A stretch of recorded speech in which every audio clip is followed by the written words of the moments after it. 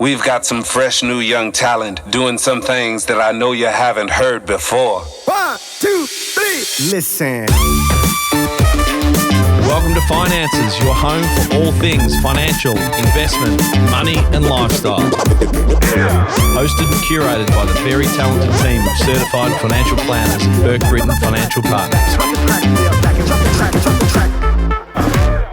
Let's kick it off. So this is the Finances podcast, and well, we're presented with self-managed super fund royalty today. I've heard this guest described as that. I was thinking, I thought of him as like the Godfather. Well, I thought Godfather as well. I thought OG, the self-managed super fund OG, but I think Godfather is probably a good definition because with a surname like Busoli, a good Italian name, then I think Godfather is what we'll run with. So today's guest is David Busoli, practice principal and self-managed super fund specialist mentor at SMSF Alliance. David, thanks for joining us, mate. I know you're feeling a little under the weather. We've put you under the pump to put a microphone in front of your mouth today, but thanks for joining us. Always a pleasure to be here. Thanks, mate. Now, you were just telling us off air, let's give a little bit of context of, you've done the rounds in the last 6 or 8 weeks. Where have you been? Well, I've driven all around the UK. I've flown down to Adelaide, back up to Melbourne, down here, via Brisbane. In fact, I'm not quite sure what town I'm in or what time it is at the present time. Well, I can guarantee you're in Geelong. It's a great part of the world. Weather's not great today. Not quite the Sunshine Coast, but it's all right. No. Now, I said before we jumped on, before we hit record, that anyone who listens to the podcast knows that we like to get a bit of backstory on our guests, and we'll talk a little bit about how we cross paths with you, both from an education point of view, I did initially, and then from a service provider point of view with your role with Self-Managed Super Fund Alliance and our Self-Managed Super Fund clients. But let's talk a little bit about your involvement, your background. Let's start on your personal background before we get into the Self-Managed Super Fund background. Whereabouts did you grow up, David? Where did you hail from, other than originally from Italy? No, I was never from Italy. That was Dad. I'm Danish, Irish, Scottish as well, so I'm a little bit everything. I hail from a little hamlet in far north Queensland called Fishery Falls, the centre of the earth. And I grew up there. My parents had a shop, hotel, football field, a couple of cane farms, and I worked in all of those from a very young age. So it was great out in the country. I grew up in the rainforest. How many people live in that area? About 40. Yeah. Were they all your family? A lot of them. Yeah. And where did you go to school? Oh, well, McDonald's Creek, of course. Yeah, of course. Everyone knows that. And then Babinda, and then University in James Cook in Townsville. Okay. And you said your parents were obviously entrepreneurial in their own right. What was your early childhood like in terms of your direction? You said you've jumped straight ahead to university, but was there ever thought that you'd join the family business and not head off to uni? What drove you to uni? What did you actually do at uni when you went there? Well, it was in the days when people thought that going to university was actually a good thing. And I was pretty good at science and light, so they thought, well, you get a science degree, it's going to be fantastic. What are you going to do? You're going to work in a lab or what have you. But I always grew up in a private enterprise mentality household, and it never occurred to me that there was any particular risk in not working wages. And so, I was an industrial chemist for a bit, hated labs, so it wasn't a good career. Not a great mix. No. But, growing up, seeing mum and dad wheeling and dealing and doing what they had to do to get by at the time was a very good education. And I grew up in the pound, shillings and pence, and I could very quickly work out exactly what I had in my hand with a great pile of coins when I was 8. So it was good training for maths as well. Yeah, definitely. So when you did go to uni, whereabouts did you go to uni? It was in Queensland or it was in Sydney? Yeah, James Cook Uni in Queensland and also University of Queensland in Brisbane. Yep. And what did you study? Science. I did a science degree. And so science was it? So you finished uni with a science degree only? You didn't do a Bachelor of Economics? I actually, when I figured I didn't like labs much, I did a diploma in education as well. Okay. So I could have been a high school teacher, but I wasn't very good at selecting career choices. Did you actually practice as an industrial chemist? Did you get into that? Did you actually work a day? For a few weeks. And pretty quickly you knew this is not what I want to be doing. My dad always said I wouldn't do it. He always said you couldn't possibly have the bringing up that you did and be going working for someone, and he was right. And so the path down education, obviously I crossed paths with you, I think in 2016, maybe originally did the sort of the Cavendish, Oh, yes. the self-managed super fund specialist course, but you had a couple of other forays before you started being a teacher. You're in financial services, financial planning, stockbroking, Yeah. mortgage broking. What was your involvement there? How did you get into that? Oh, dear.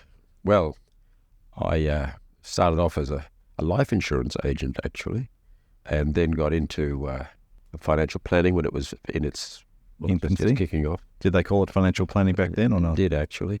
And then stockbroking, mortgage broking, fire and general insurance, the whole plethora of financial services accounting. Over a few years, we built a decent size. In fact, our fire and general operation was purchased by Jardines.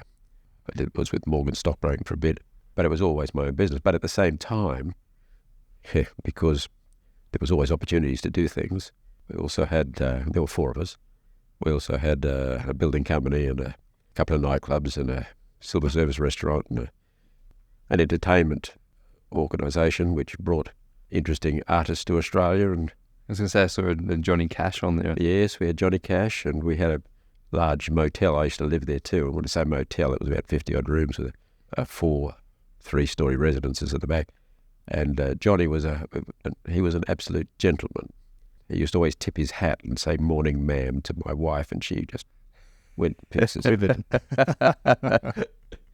And sorry, Ben, you I was going to say, I'm sure there's plenty. I was just looking on the list again. Village people. Who else are the big names that rolled through in that Well, at the time, phase? of course, Petula Clark, she was big in those days. This is a little while back. And we had the Rocky Horror Show for a year. Every town in the country except, or every capital city except Melbourne. That was an interesting arrangement as well. But during all of this, also had the financial services. So I didn't exactly just run around, being Frankenfurter or what have you. I was doing the financial planning and all of that at the other side. As I said, there were 4 of us, and we had a decent-sized organisation. and then something happened where you've said here that Yes. that you lost a lot, except A lot. except the financial services. That's right. Swiss franc loan, where we had 50% LVR, which became 110% overnight.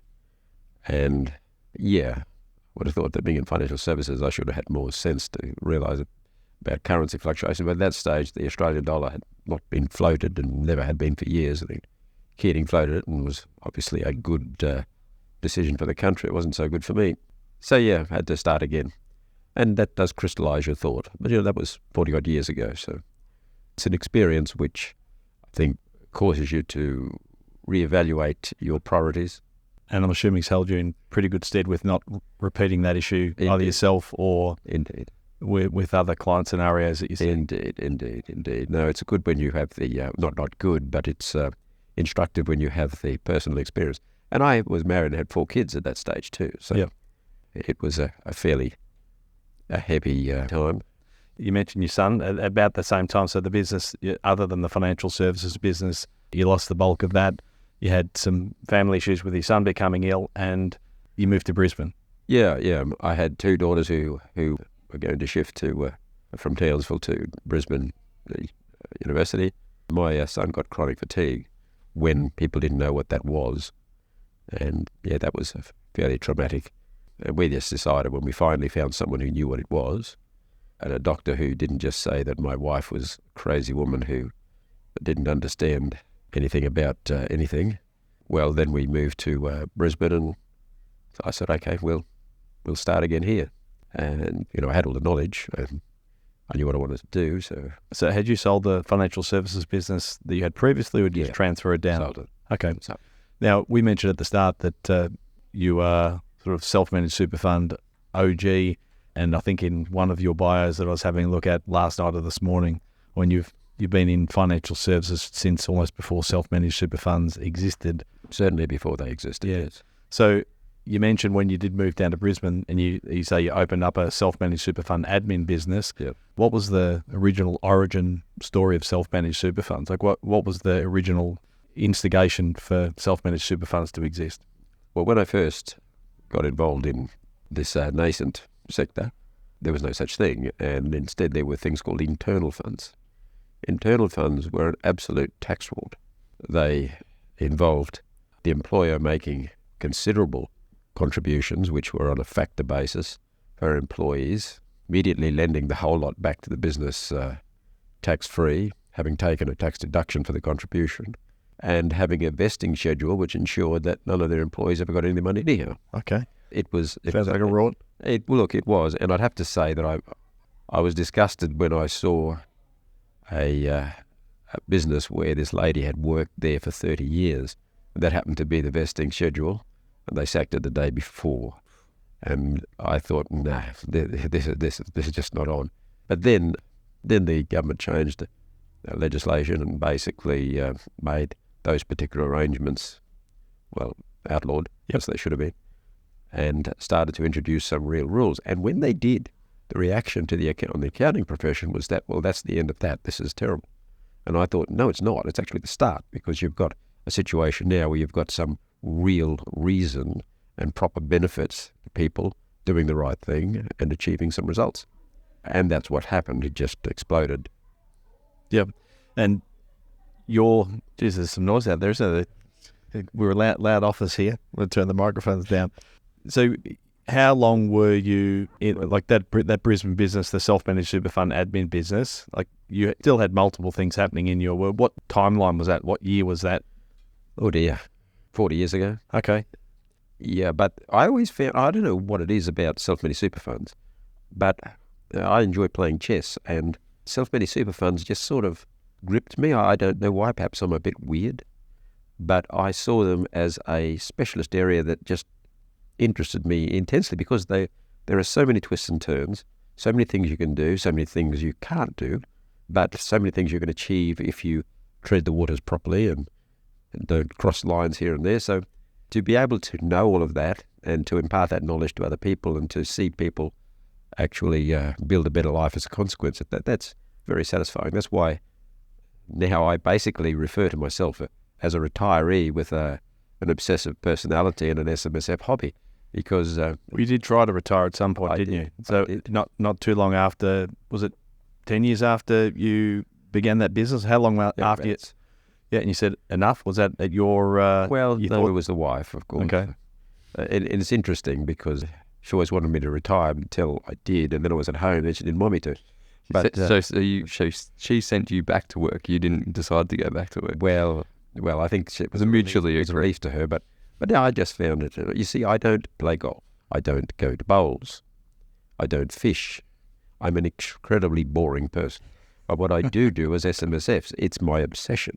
So, I'll never retire. Do you think with SMSFs, because of all the different tax rules and everything that goes with it, and all the legal obligations, it's almost like a fantasy world that sits off the side of taxation and accounting? Like, it is, yes. Because there's probably little bits of crossover, but really there's very much a different world, a different rule book altogether. Is that what sort of fascinates you with it? Yeah, I think so, yes. It's like a self-contained Marvel comic. Yes. Yeah. As you were talking about it, I'm thinking about it's just like a different universe. Yeah.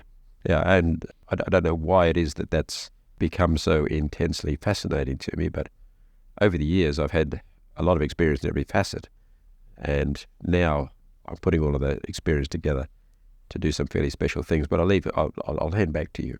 We started talking then about the sort of the evolution from, what was the early days of superannuation in the country. You've been part of a lot of that evolution. One of the things we wanted to talk to you was about how you've seen that evolution change. I know you've got some fairly strong views on, or some concerns about, as the industry changes, maybe we lose the ability to think strategically and look at providing advice and service around individuals and their superannuation. Well, what have been the biggest changes that you've noticed in the self-managed super fund industry? I know you can go down a deep hole nearly anywhere technically, but broadly, what have been those most significant changes? What do you like about those changes, and what are the things that you're concerned about?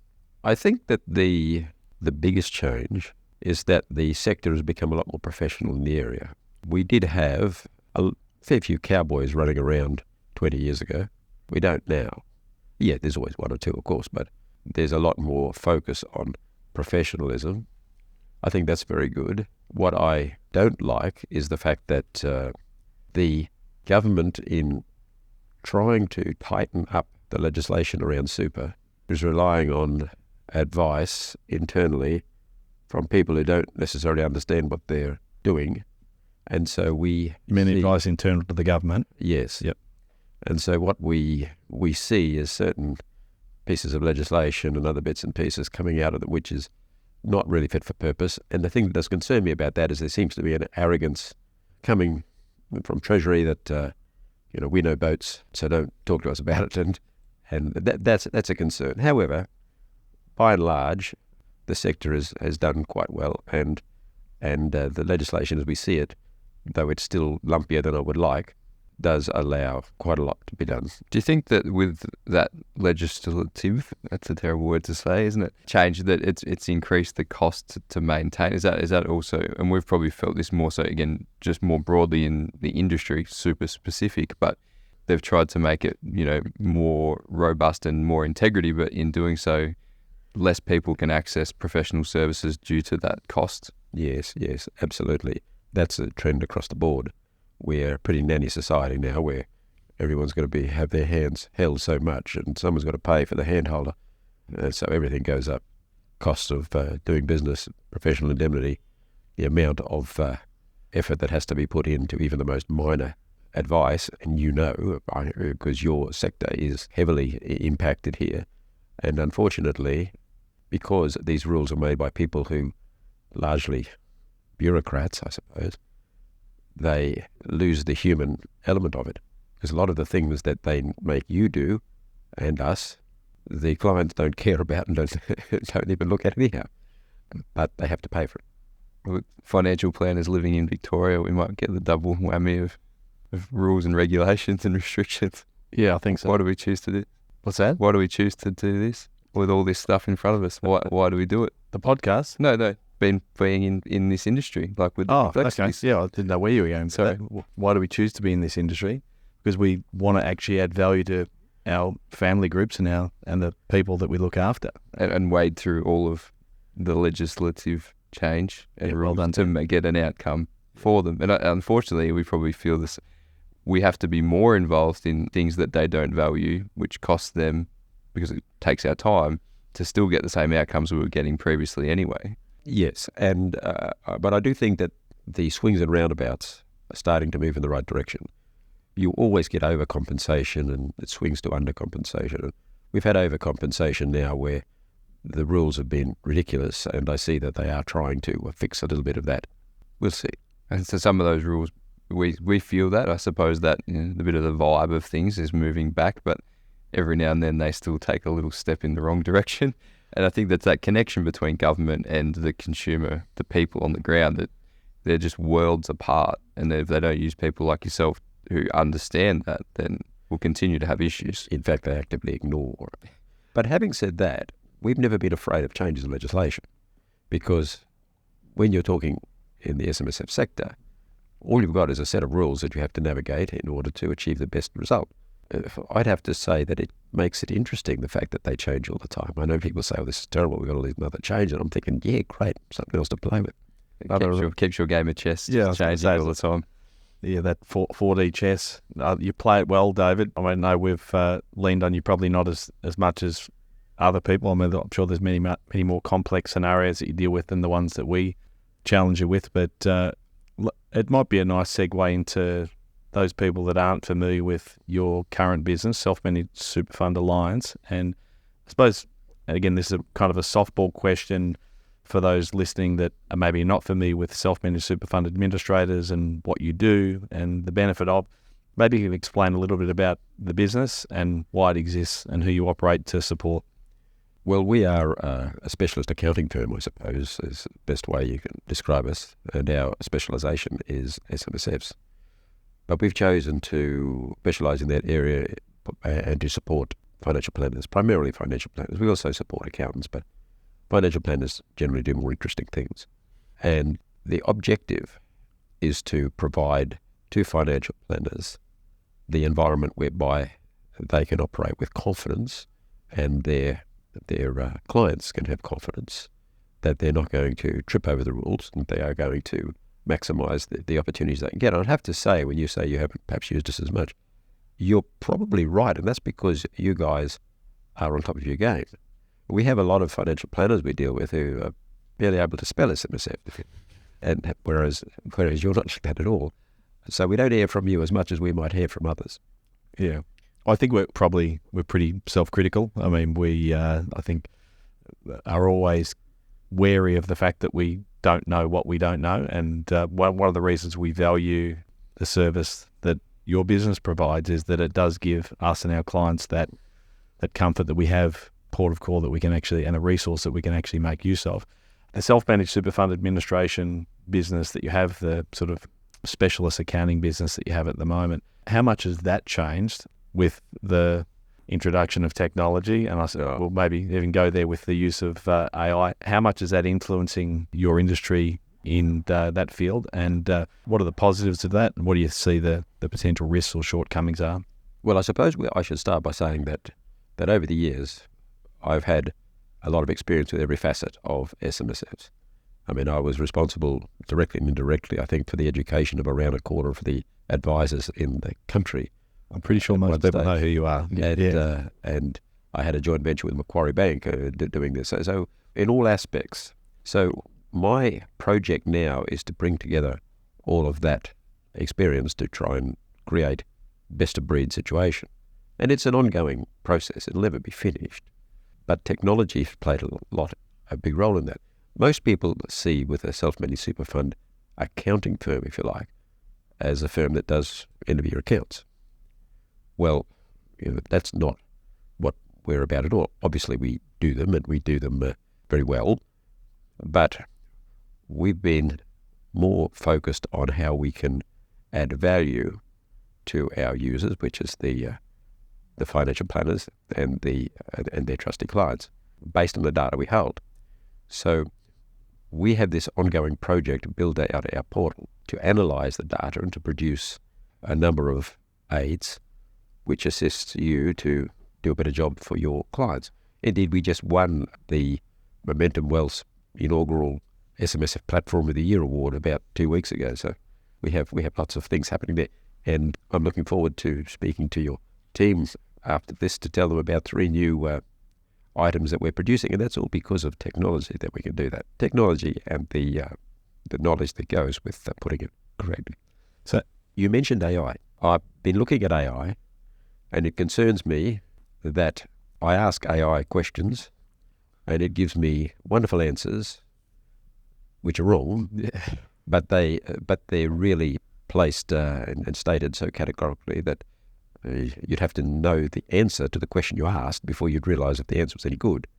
That is a major problem with AI, I think, present time. I think they call it an hallucination. They do. Yeah.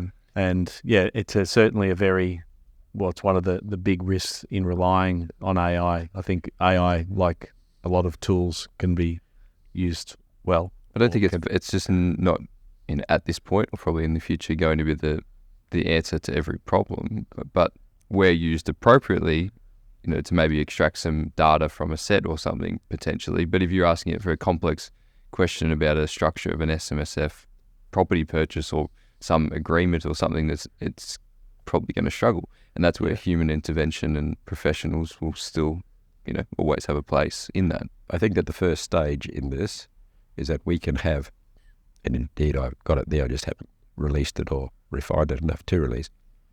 I have a situation whereby I can feed in the information that the AI learns. So the questions that it answers based on proper information and not something that is gleaned from somewhere in the web, from someone who doesn't know what they're talking about. Yeah, so you limit the data set that it can actually extract information from. Yep.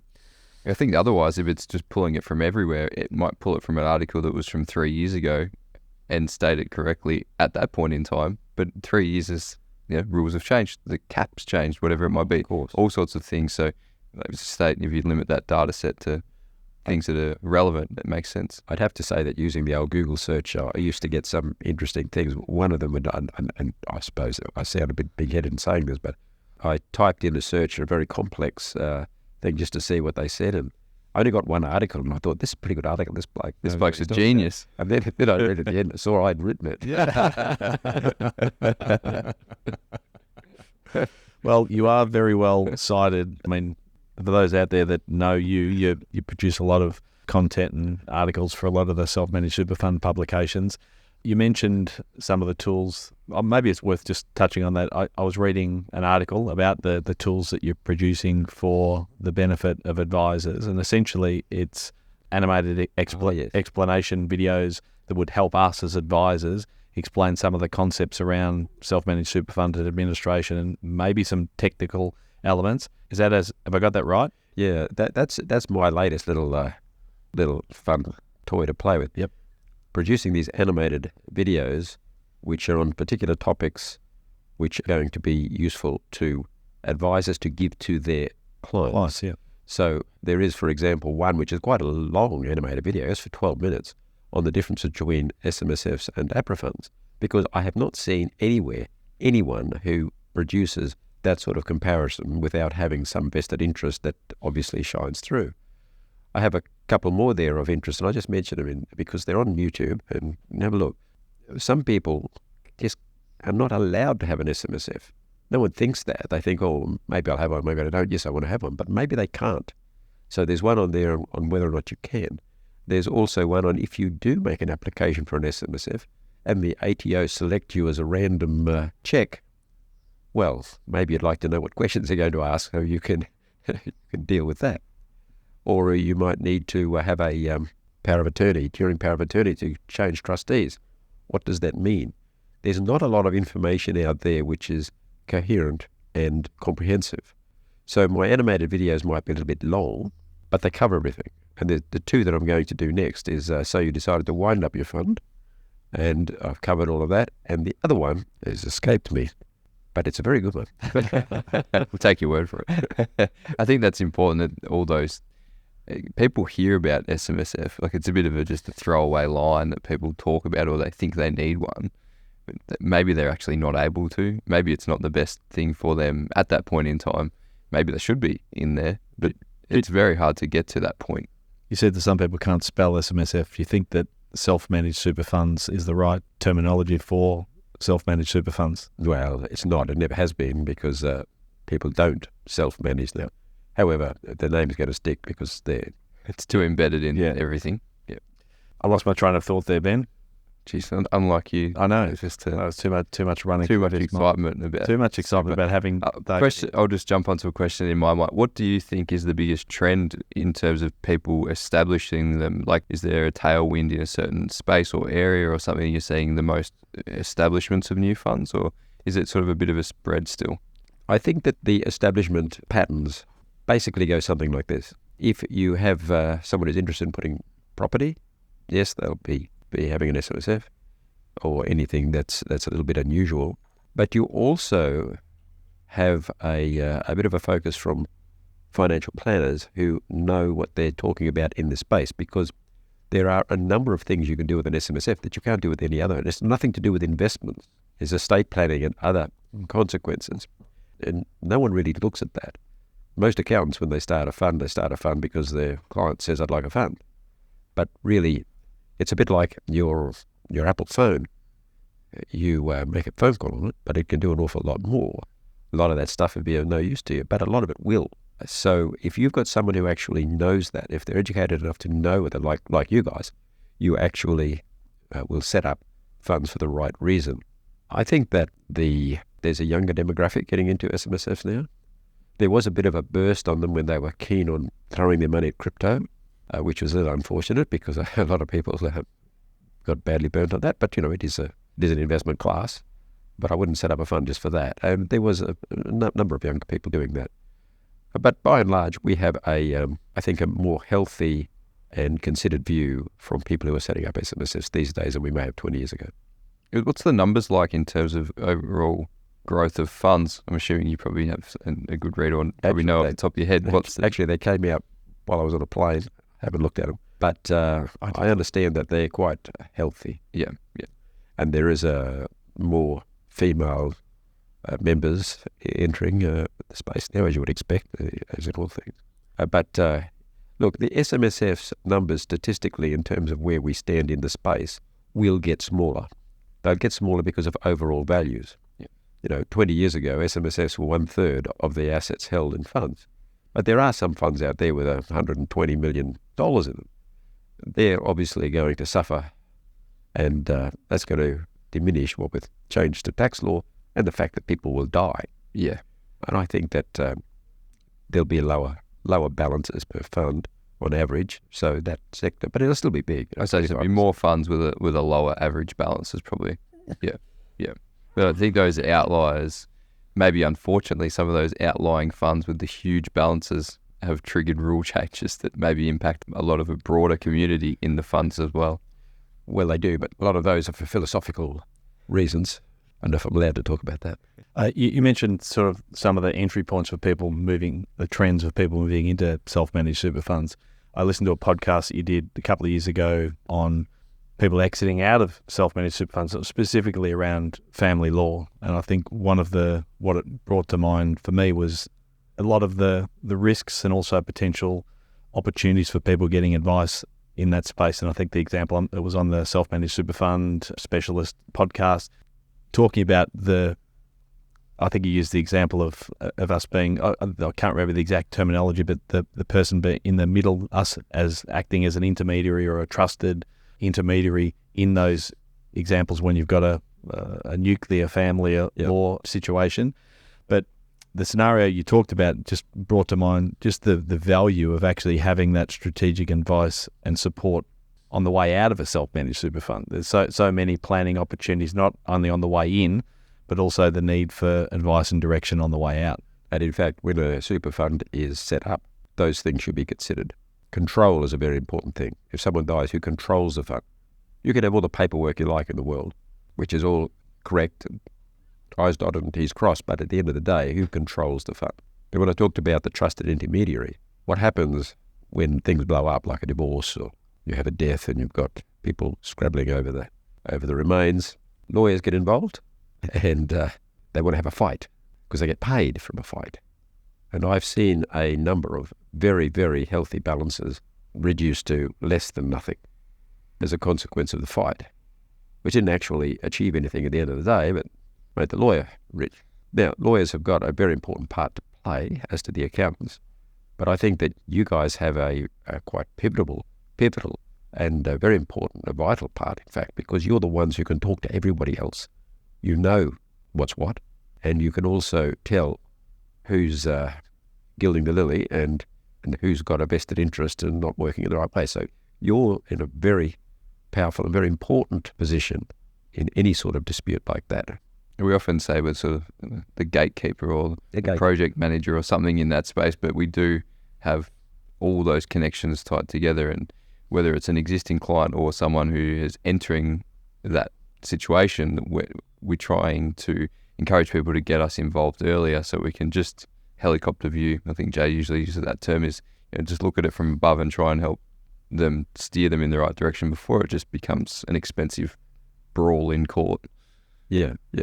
And it's crazy what some people will fight over. Quite often I think that a lawyer loves it when someone comes in and says, we've got a stoush coming up here, and what I'm really concerned is the principle of the thing. Wow, there's a lot of money in principle. Let's do this on the principle of the thing. Yeah, arguing over frequent flyer points or something like that. It is, you mentioned the importance of planning early. I was thinking about the importance of planning control before you, like the best time to get advice is yesterday. The next best time is right now. But it is, I suppose, incumbent on us as financial advisors one of the reasons we started this podcast is that I think we've done a poor job over time of actually explaining to the broader population exactly what we do and the role we act, as Ben said, of acting as the gatekeeper and project manager and aggregator of services and relationships.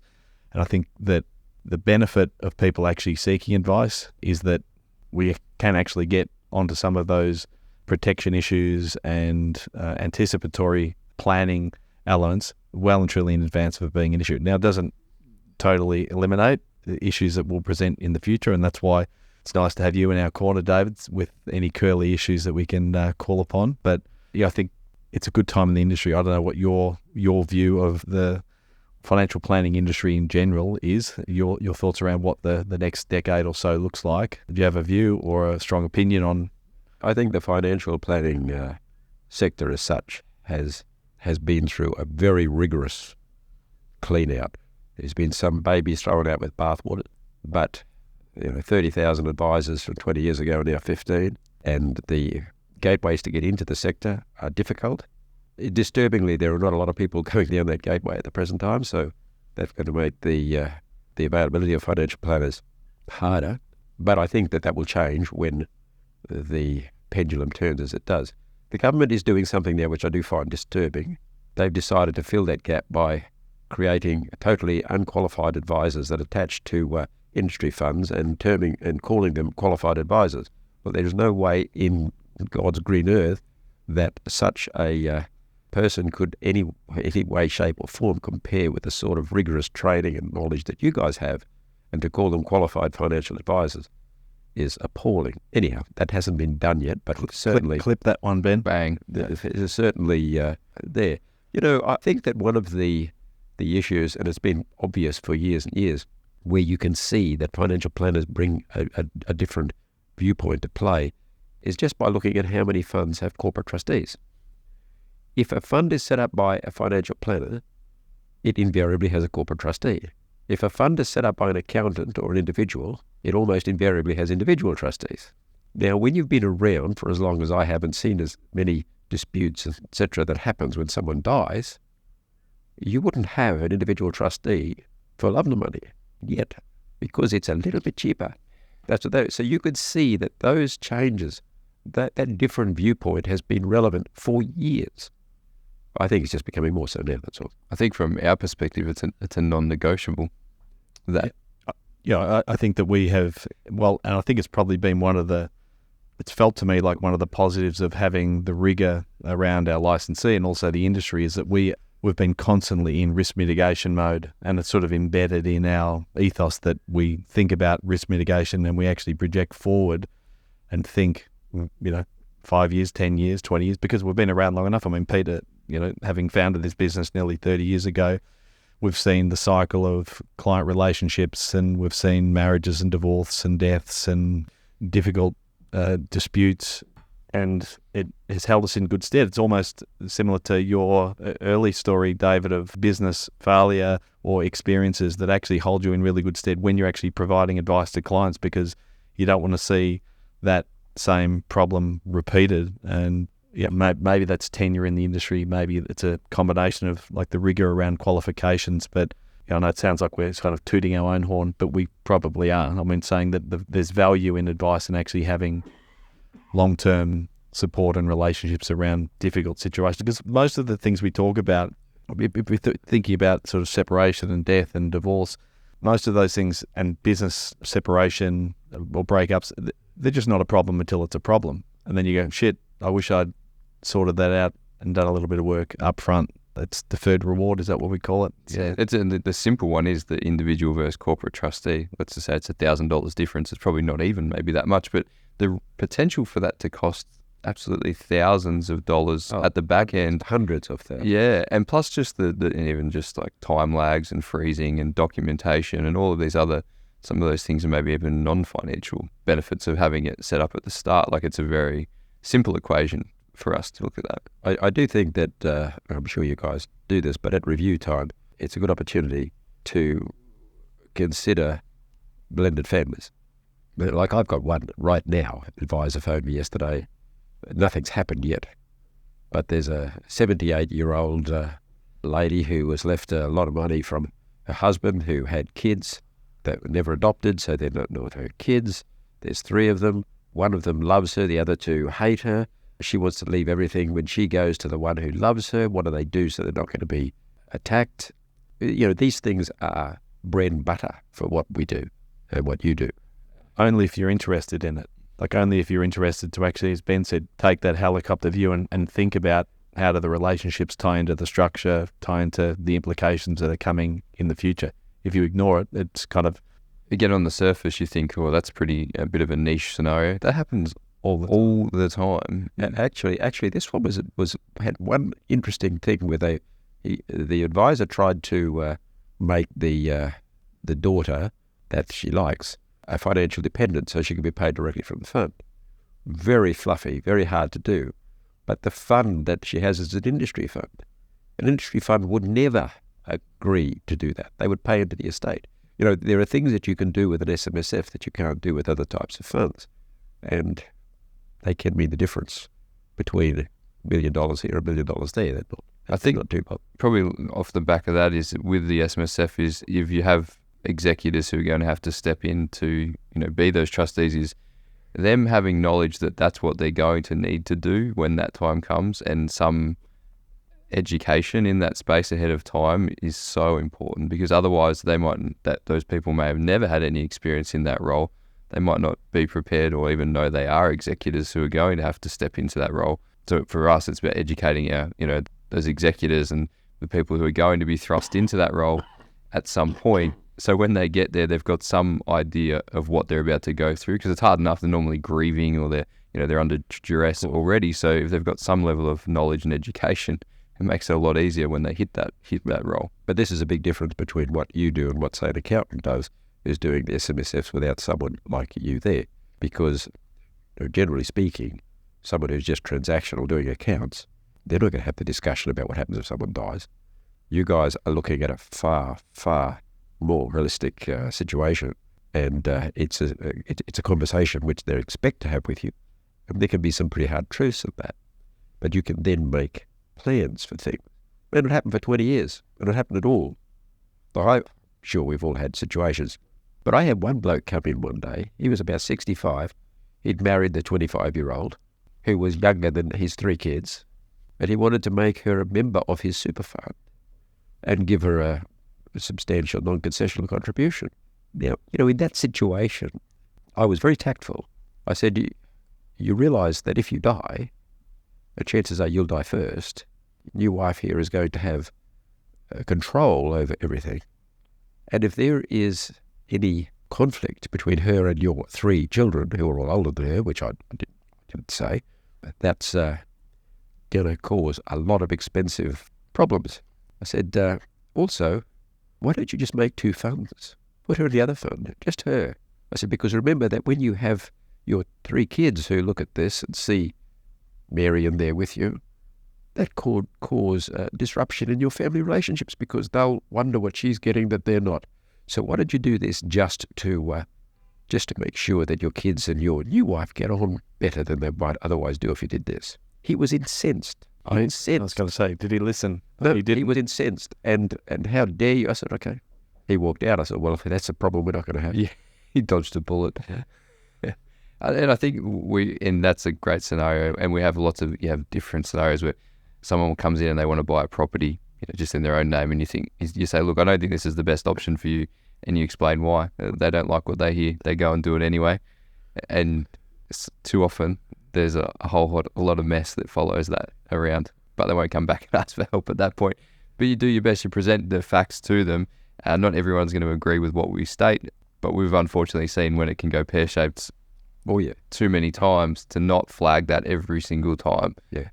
Yes. Now, mindful of time, David, appreciate your thoughts and your anecdotes to this point.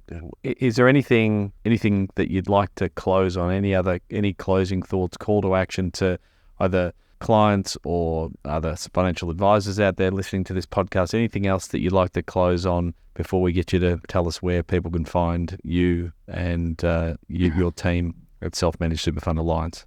Look, I think that one of the things we need is for people to become a little bit more interested in what's happening at a political level. We have a problem now with this 3 million cap business, and it'd take me a while to explain that to listeners. But the bottom line is, for all those young people out there who think 3 million is never going to affect me, if you whack a 3 million cap in place now, which is not indexed, and they're 30, by the time they're 60, it will certainly be affecting them. So there needs to be a little bit of more involvement in people in talking to their local members about things, but they're really not going to understand these things unless you educated, because most people just don't know. I tried to speak to every member of the government about this. Clearly, they really didn't understand it either. So it's pretty hard to get reasonable legislation. However, even if that comes through, and it is something that's going to make a lot of headlines, it's not really going to affect us that much.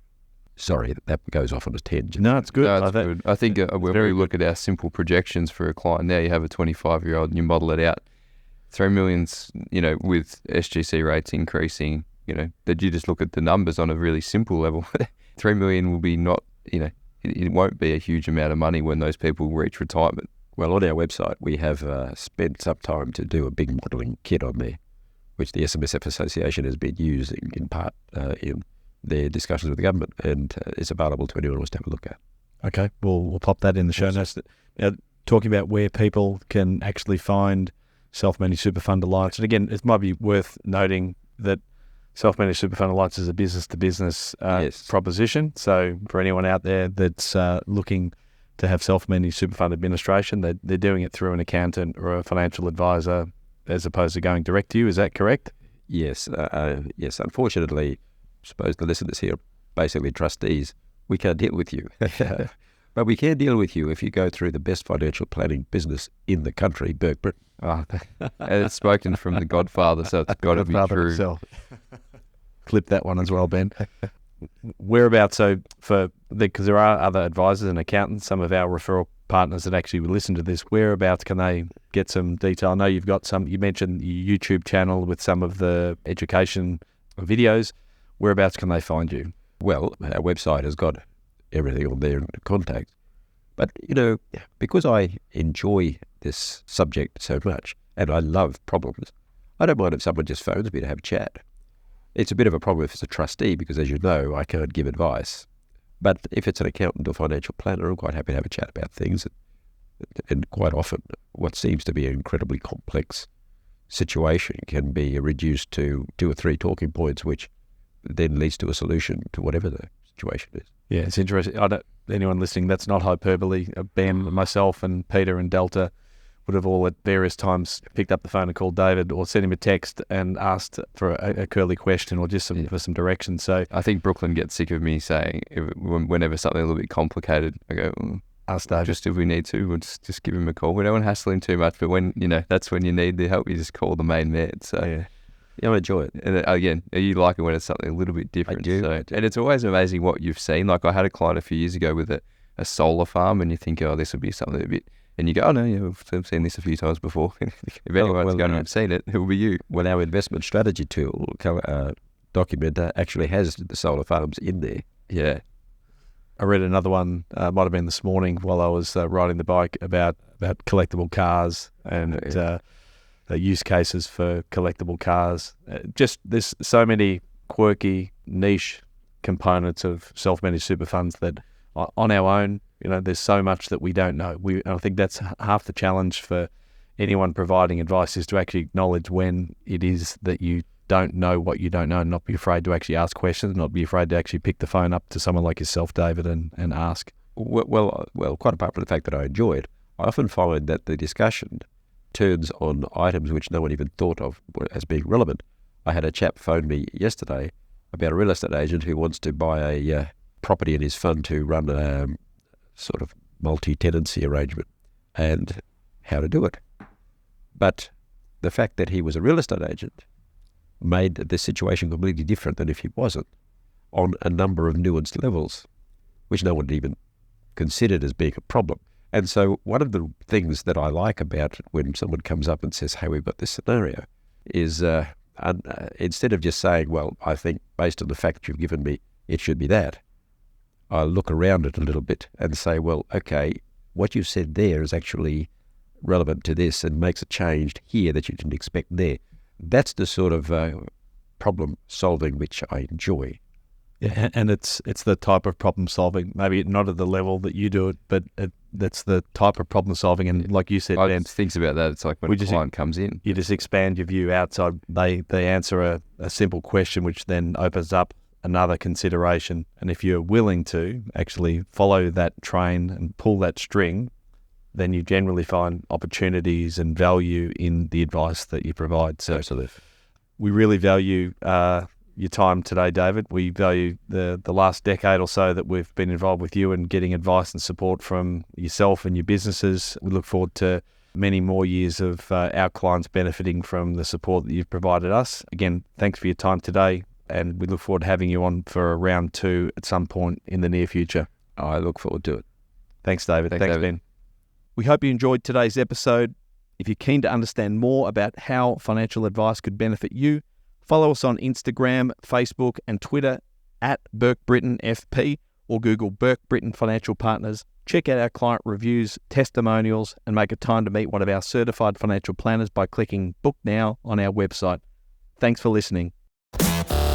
Any information contained in this podcast is of a general nature only. No account was taken as to the objectives, financial situation, or needs of any particular person. Therefore, before making any decision, listeners should consider the appropriateness of any information with regard to their particular objective, financial situation, needs, and seek independent advice from a licensed professional specific to their circumstances. All right, hit it. That translates to don't be a moron and act on what some random person says on a podcast. Take personal responsibility, do your homework, ask questions, and speak to an actual human that knows what they're talking about before you do anything. PB Financial Solutions Proprietary Limited, trading as Burke Britain Financial Partners, are authorised representatives of AMP Financial Planning Limited, AFS, licence number 232706.